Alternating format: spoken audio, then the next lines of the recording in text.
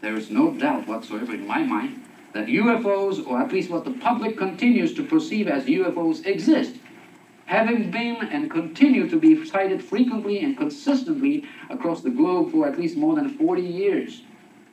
For reasons unknown, however, UFOs and their alleged occupants, wherever their origins may be, so far seem to have operated in a highly clandestine manner, deliberately demonstrating their evasiveness and avoiding any open contact with the public at large. This has given rise to a growing speculation among certain UFO researchers that indeed official contact may long have taken place, but in utmost secrecy. Now, some even go so far as to say that a secret mutual treaty of some kind had been formalized between the extraterrestrial entities and a human governmental agency representing an alleged secret world government. Now, such a scenario is quite possible and cannot be disproven, but again, it is pure speculation at best. I'm telling this because we must be cautious of such assertions, for this type of exclusive belief systems may be precisely what that secret government is slowly disseminating and manipulating in order to set the stage for a real near future scenario. The extraterrestrial hypothesis of the origins of UFOs and UFOnauts is unquestionably the most prevalent concept held by the majority of those that adamantly assert that UFOs signify actual physical alien visitations from a distant planet in outer space. On the surface, it seems to be the most logical of all hypotheses, yet it seems to be the one that presents the most problems. It seems to answer many questions, yet at the same time it brings out so much inconsistencies and contradictions.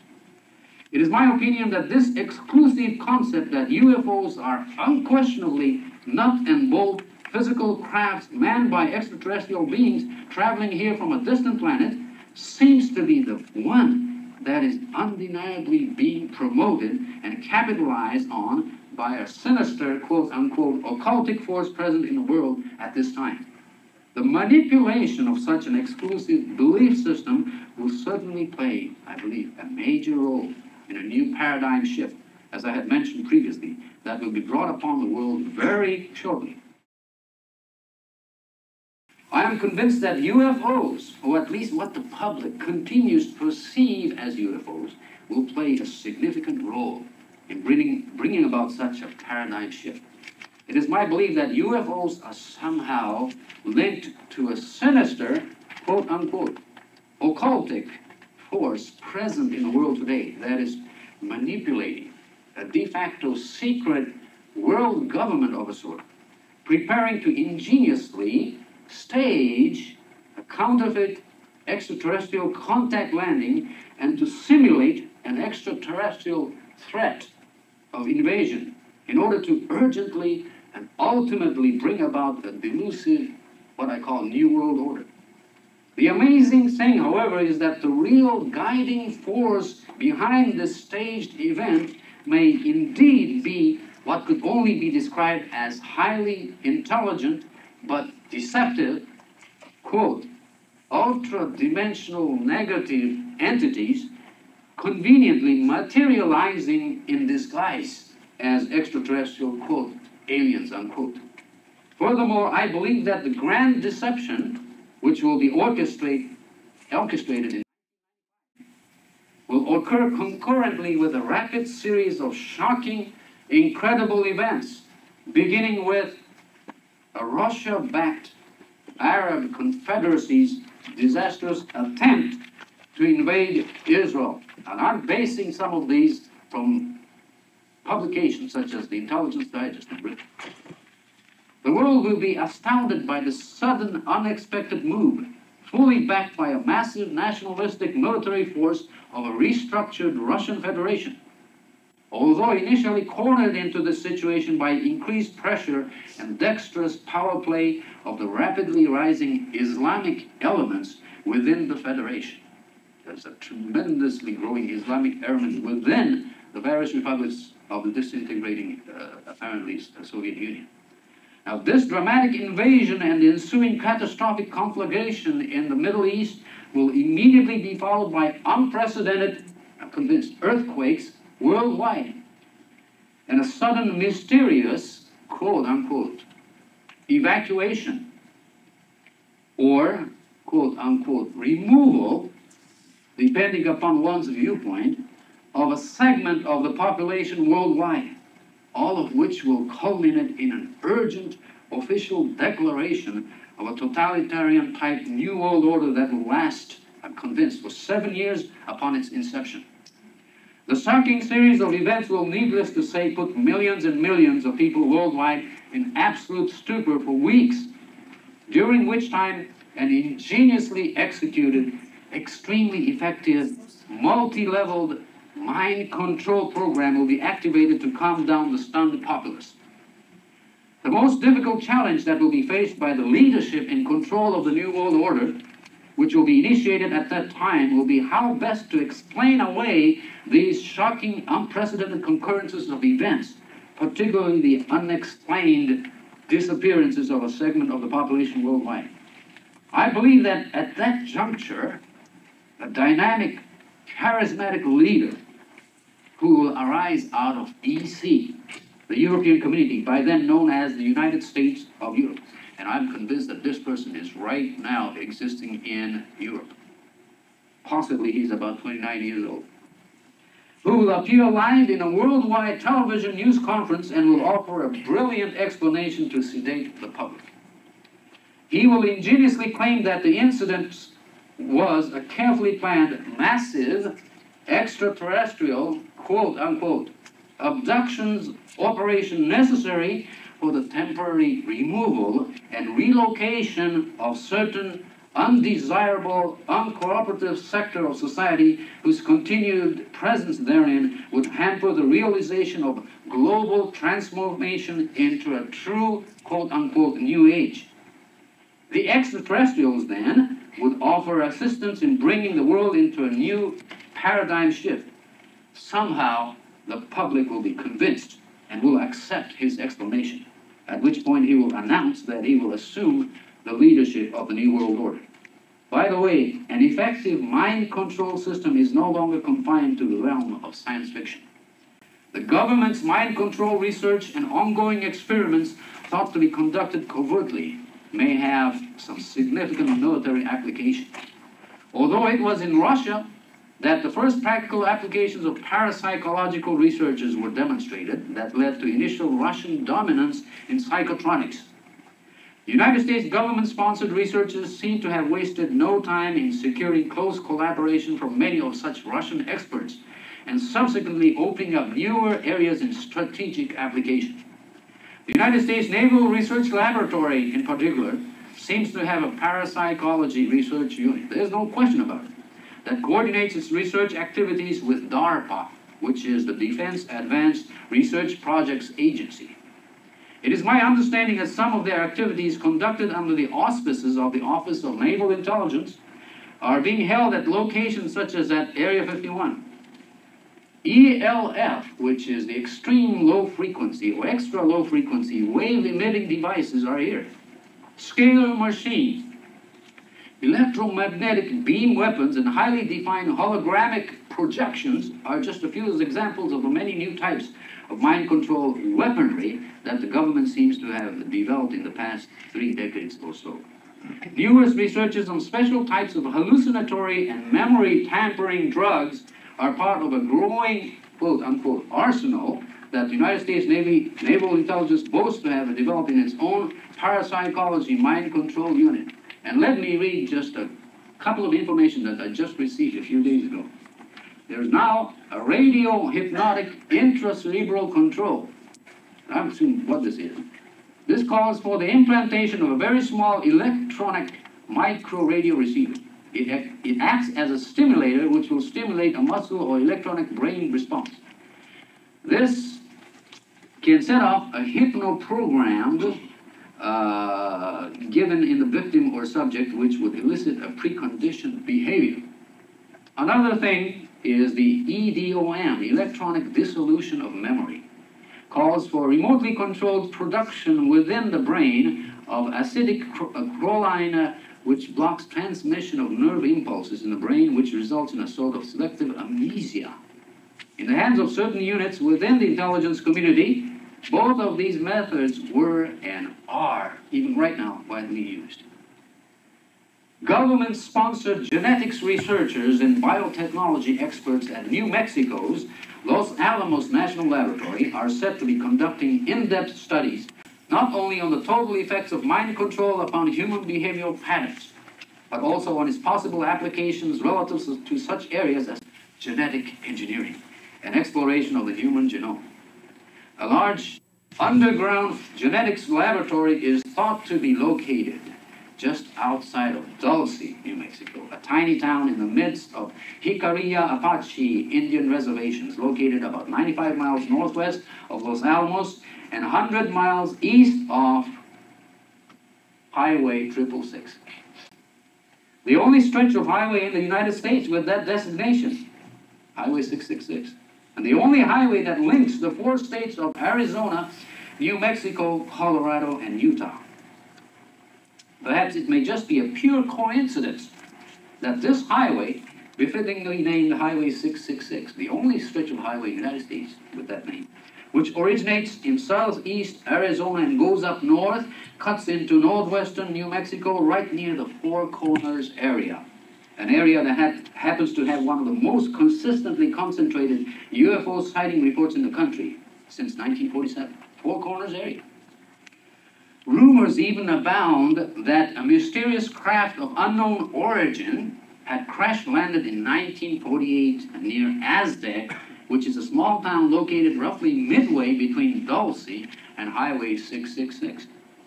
This entire Four Corners area, especially northwestern New Mexico and southwestern Colorado, even extending for that matter to the entire southern tip of Colorado, also has had some of the most concentrated reports of unexplained cattle mutilations in the nation during the late 70s and early 80s.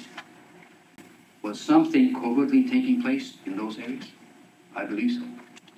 Even though we could not locate the alleged underground genetics laboratory in Dulce, when Nippon Television crew and I visited the area in late February of 1990, I had several opportunities to interview scores of local residents there in Dulce that admitted that nightly appearances of mysterious lights, occasionally accompanied by unmarked black helicopters, darting over, into, and out of nearby Archuleta Mesa and Archuleta Mountains, were quite common during the late 70s and early 80s. Many of them even claimed to have spotted, on many occasions, military-type trucks and jeeps, as well as government vans passing through Dulce and loitering around the nearby mesas. Occasionally, even some black limousines carrying what appeared to be, quote-unquote, CIA agent types were claimed to have been sighted loitering around the foothills of other nearby mesas. As far as advanced biotechnology is concerned, I have no doubt that a microchip implantation technology is being perfected in which tiny microchips could be implanted in our circulatory systems, vital organs and tissues if need be, for whatever purpose the future may require. It is my conclusion that a large-scale research has been completed by the government with possible assistance from quote-unquote outside sources within the last 20 years or so, utilizing tens of thousands of cattle in the Southwest to conduct this covert experiment. Only recently has science proven that cow hemoglobin could be substituted by utilizing a special purification system with human blood in situations such as in unforeseen national emergencies. We have reports from Los Angeles Times I have over there that says about this, cow hemoglobin and human blood. I firmly believe that the countdown for this stunning event of 1995 began in 1948. This is very important, ladies and gentlemen. I'm convinced that we are living in the 7-year warning period which began in 1988 when Israel celebrated its 40th anniversary of its none less than miraculous re-establishment as a nation in more than 2,000 years. According to the prophetic calendar based on what is commonly known as biblical eschatology, to which I subscribe, there will yet be two more great conflicts in the Middle East involving Israel. Both will be catastrophic in scale as never seen before. As I proposed previously, the first of these disastrous wars, I'm convinced, will take place in 1995 when the Arab Confederacy, backed by a restructured Russian Federation, will make a move towards Israel.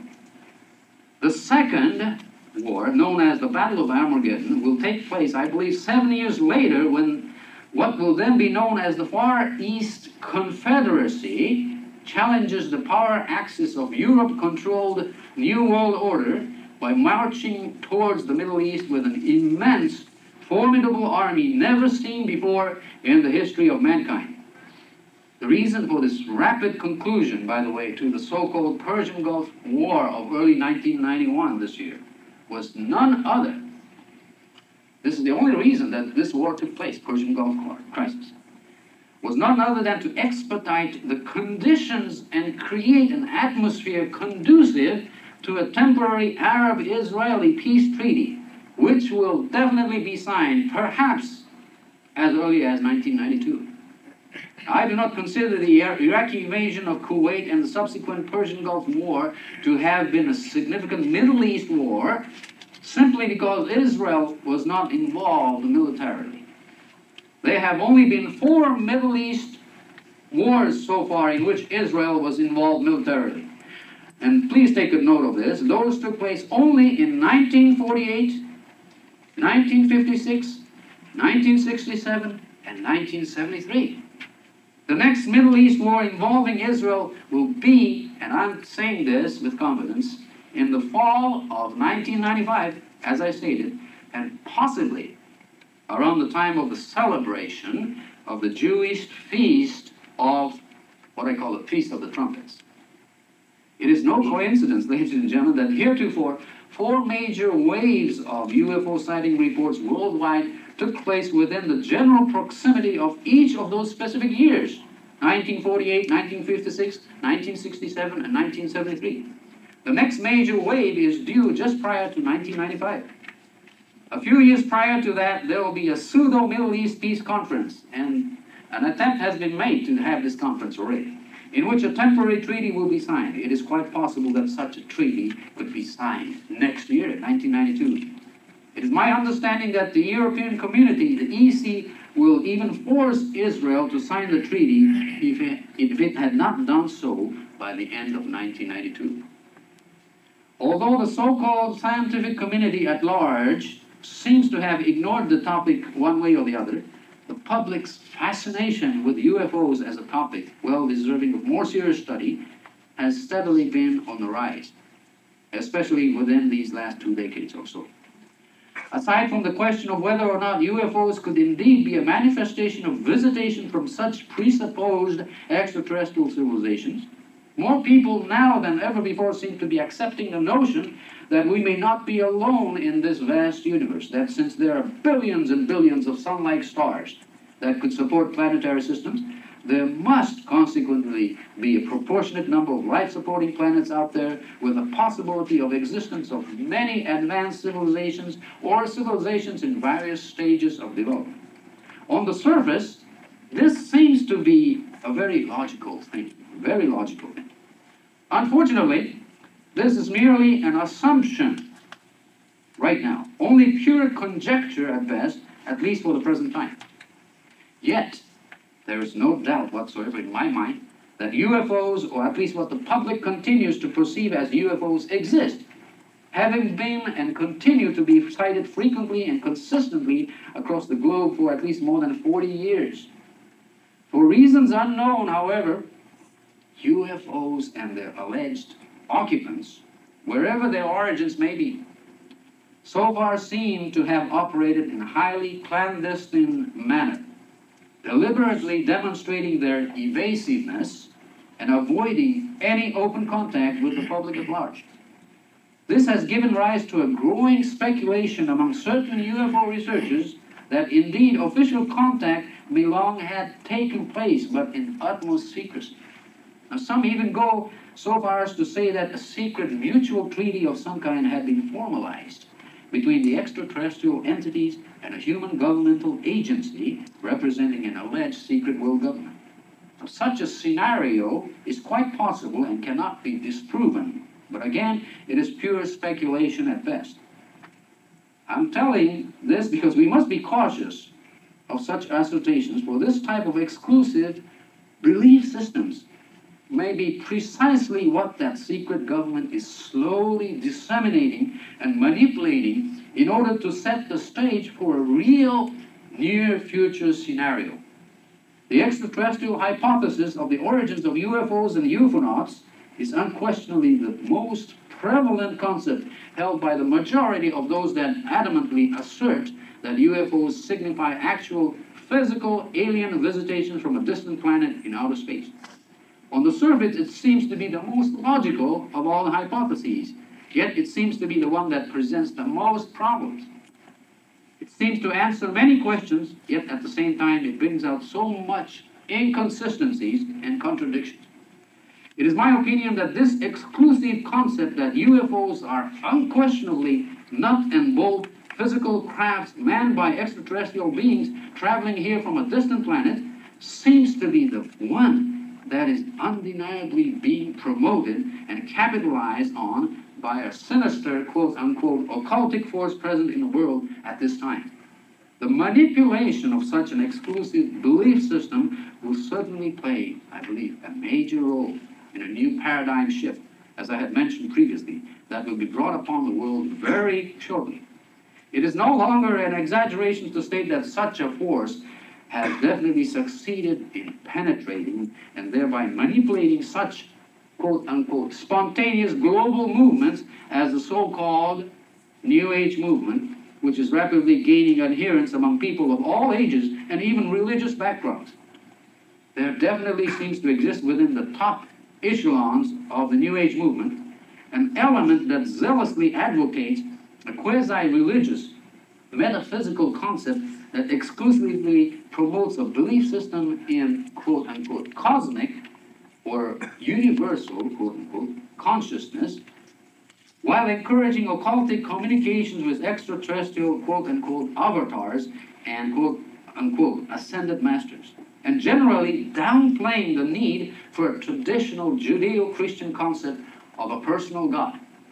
Such a belief system facilitates the wholehearted acceptance of UFOs as interplanetary vehicles from yonder, primarily conducting a thorough surveillance of some kind and secondarily revealing themselves to a select few to warn us of the imminent dangers of continued nuclear armament and ecological destruction, a rather reasonable and convenient hypothesis, since UFO seems to have openly begun the manifestation of their presence soon after the first explosion of the atomic bombs in the deserts of New Mexico. Now, this type of thinking seems to be further enhanced by a seemingly dramatic increase recently in the so-called UFO contacts, allegedly claimed by hundreds, perhaps even thousands of people across the globe on an individual basis, including those that even claim to have been abducted by UFOs and released after having been genetically experimented on by the entities inside the craft. Now, yet I must point out that some of the most highly respected UFO researchers in the world today, such as Dr. Jacques Vallée and John A. Keel, seem to have practically abandoned the ET hypothesis due to the insurmountable challenges and questions posed by the increasing inconsistencies and contradictions, particularly in the so-called behavioral patterns observed in many of the alleged activities of these objects and their often reported occupants or entities. Now, we must face the fact that more than 40 years of worldwide UFO sightings in the contemporary era, as well as the alleged contacts, have produced not a single hard, physical, tangible, indisputable evidence so far that seems to substantiate the ET visitation hypothesis. Yet, sightings continue to be reported unabated worldwide, and claims of abductions seem to be increasing. Something seems to be conflicting somewhere. But there must be some reason for such inconsistency. It is certain that a dark veil of secrecy has been surrounding the entire phenomenon. Ever since the beginning days of the so-called modern era of UFO sightings from the late 40s. Even to this day, the questions remain unanswered. Now, did some physical spacecraft of unknown origin actually crash land in several locations in the Southwest, such as at near Roswell and near Aztec in New Mexico, as rumors have it, in 1947 and 1948? Were they actual events, or could they have been some prototype of a series of staged events for some observers or selected observers? Or did a dark supernatural force of some kind enter the earthly dimension, considering the fact that it was coincidentally just around the time of a miraculous development in the Middle East, namely the rebirth of Israel as a nation in 1948? Or is this entire alleged scenario part of a carefully orchestrated disinformation campaign by the government itself, for some reason or the other? These are all questions, I believe, that we must ponder without question. Let me tell you something about the year 1948. It's significant not only that, because right before 1948, 1 year before that, this is when EG&G became incorporated. EG&G is a highly secretive organization that has government contracts in Nevada. The president of EG&G died a couple of years ago. EG&G was created in 1947. The United States Air Force was created in 1947. CIA became basically a reality after OSS in 1947. Amazing things happening in 1947, right 1 year before the establishment of the State of Israel. I'm convinced that 1948 is the beginning of one periodic timetable with which we're living right now. There is no doubt in my mind that an official cover-up of major proportions of the entire subject was imposed by some supra-governmental authority, when legitimate governmental agencies began to realize that the entire phenomenon was an astounding combination of the seemingly physical and yet unknown ultra-dimensional phenomena crossing into what could only be termed as a psychic, occultic, or even an ethereal domain, even far surpassing the realm of quantum physics. And by the way, quantum physics basically deals growingly with superdimensional areas. Science are proving right now that everything that we see is not necessarily of this thing. There are things in this world that we cannot see. That there are several dimensions coexisting at the same time. That's quantum physics, by the way. Yet we must take into consideration that such an extensive, long-lasting, and apparent successful cover-up may possibly exist not only in just one, but in several layers. Relegated authorities themselves within such layers may be incognizant of such a multi-leveled cover-up, much less of the intricate manipulation of information and disinformation taking place within such layers. Now, the real question is just who is manipulating whom? Now, ultimately, however, it could very well be the alleged entities themselves who may be the real culprits behind the deceptive scenario. There is no doubt in my mind that what I could only best describe as highly intelligent, but characteristically serpentine, and I'm saying it in double meaning, ultra-dimensional negative entities ingeniously materializing and conveniently posing as extraterrestrial aliens are presently here on Earth and are interacting with a deceived human agency such as that representing a de facto secret international government, under the guise of fulfilling the agreement set forth in the initial clandestine treaty involving a technology exchange program of some sort. These entities indeed may be deceiving the select scientists called upon to participate in such a program at secret locations such as at alleged S4 facilities in Area 51 in Nevada. It is my opinion that under such programs, the alleged entities may be primarily providing some type of parapsychological inspiration, that's the best word I can say, to our scientists in their attempt to duplicate the former technology, which seems to surpass the realm of quantum physics. In the meantime, there seems to be some changes taking place in the governmental policies. That is the outer layer of the official cover-up. I'm convinced that the gradual propagation of alien presence by the government may be in the works already. The New World Order will no doubt capitalize on such a manipulated belief system that will result from such propagations in order to proceed on with their own agenda and plans. And I'm convinced that 1992 seems to be a turning point in more ways than one. Now, will the government announce some startling information, or disinformation, I don't know, regarding the UFO cover-up? Will there be some kind of announcement regarding Area 51? And I feel like something is going to come out. More and more serious documentary and semi-documentary types of programs concerning UFOs and aliens seem to be lined up already to be shown on independent as well as national network television. Is this just a coincidence, or is the government slowly conditioning the public for some type of announcement or admission? The year 1992 will be very significant in that it is also the year of presidential election. Whether George Bush will be reelected or not, I don't know. As former CIA director, will he be the one who will initiate the inevitable announcement regarding the UFO cover-up? I don't know. By the way, locations of test flights of highly advanced unconventional crafts do not seem to be limited to just Area 51, ladies and gentlemen, in Nevada. Not limited there. Beginning late 1989, reports began to surface of mysterious triangular crafts in the night sky over Southern California's Tehachapi Mountains. Reports of silent manta ray-shaped aerial crafts maneuvering at high altitudes and great speed over such areas as Lancaster and Palmdale have since increased. The latest issue of Popular Mechanics magazine, December issue, definitely covers one aspect of this situation in Southern California.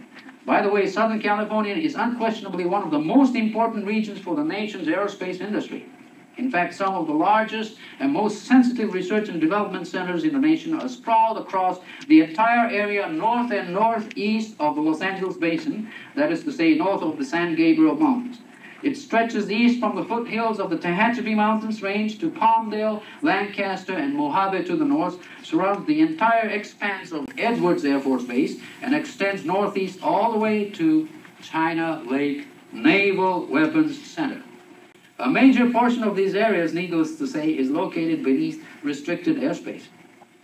Recently, however, information from highly reliable sources, aerospace-connected industry sources, seem to indicate that the top-secret projects involving new types of aircraft that incorporate, quote, novel propulsion systems, unquote, and exotic aerodynamic designs, such as wedge-shaped flying platforms and triangular as well as saucer-shaped craft, are being conducted by the government through the conglomerate effort of the so-called aerospace covert operations divisions. Is some significant development taking place in the nation's hub of aerospace industry? I think so. Are some advanced deep space vehicles secretly being manufactured and tested at secret facilities located under cover of restricted airspace north of the Los Angeles Basin? Are black world projects being covertly assigned to government contractors such as Northrop, Lockheed, McDonnell Douglas, and Rockwell in attempts to keep their clandestine activities even more inaccessible to public scrutiny? Now, whatever the answers may be, something seems to be taking place behind the wall of the dark veil of secrecy. By the way, there is already a covert Northrop facility located in the Antelope Valley area at the foothills of the Tehachapi Mountains, northwest of Lancaster, where testing of highly advanced craft similar to those at Area 51 in Nevada, but much smaller in the scale of operation, are allegedly being conducted. Based on increasing sighting reports, and I've been there many times, by nearby residents and other witnesses, it seems that remote-controlled surveillance orbs of some sort are also being tested at this facility. On June 29th of this year, a special combined investigative team composed of members of the Civilian Intelligence Network and a Santa Monica-based group called the Secret Saucer-Based Expeditions, directed by Mr. Gary Schultz, succeeded in videotaping and photographing the facility by chartering a private plane and daringly flying over it unannounced. Prior to the unprecedented flyover, several ground-level expeditions had been organized by these two groups to the perimeters of the facility. During the latter part of July, this was just last July, this July, in one of the several more expeditions conducted subsequent to the flyover, several members, including myself, had a rare opportunity one evening, this was in July, to observe what looked like a strange, gigantic, white, celestial strings of pearls in double layers maneuvering silently across the southern sky at approximately 45-degree angle, and I saw it, going from west to east and disappearing towards the direction of Edwards Air Force Base as we stood in awe about a half-mile away from the North Hill facility. Now, I must admit that I had never seen anything like that in my life, not even at Area 51. And a few days later, we learned that there were other independent sighting reports by multiple witnesses of the same object just about the same time, but 30 miles away, right by Edwards Air Force Base. Now, in late August of this year, ladies and gentlemen, members of both the Civilian Intelligence Network and the Secret Saucer Base expeditions were also dispatched to the perimeters of a covert operations center conducted by McDonnell Douglas, located in the area slightly northeast of Llano, California. As of this date, the latest audacious and unannounced flyover sponsored by the joint investigative team of the two groups took place on September 21st of this year. This time not only flying directly over the covert McDonnell Douglas facility near Llano, but also over a secret Lockheed Operations Center located in Helmdale. Now, it was during this occasion that the pilot of the chartered plane somehow consented to a last-minute request to fly over a suspicious-looking complex at the so-called Haystack Butte, west of Helmdale, but slightly inside restricted airspace. Now, by the way, aerial photos and video footages were again taken by the group. One such aerial photo of the Helmdale facility clearly shows a huge opening. It's right there. What appears to be a large portal to an underground facility of some sort, surrounded by 5 huge slanted adjoining concrete walls. A brand new 2-lane paved road on an incline seems to be leading right down into the facility. Whether they are under the aegis of Northrop, McDonnell Douglas, or Lockheed, there definitely seems to be several striking similarities in all of these facilities, namely the ubiquitous large structures that do not resemble any type of conventional aircraft hangars, apparent absence of any aircraft on or near the facility whatsoever. Extremely short runways, I don't think they're runways, huge parabolic satellite-type dishes pointing towards these runways, strange antennas sticking out of diamond-shaped sliding lids like silo openings. You can see the photos later. And cranes, heavy-duty mobile cranes, and strangest of all, total absence of any activity whatsoever on the surface. Not even vehicle movement, nothing, at least during the daylight hours. Now this leads to the question, are activities being secretly conducted underground during daytime hours? I believe so. Were these facilities constructed just for advanced radar research and testing purposes, such as in stealth technology, or are they just a cover? And I believe that's just a cover for some above top secret operations that is being hidden to the public.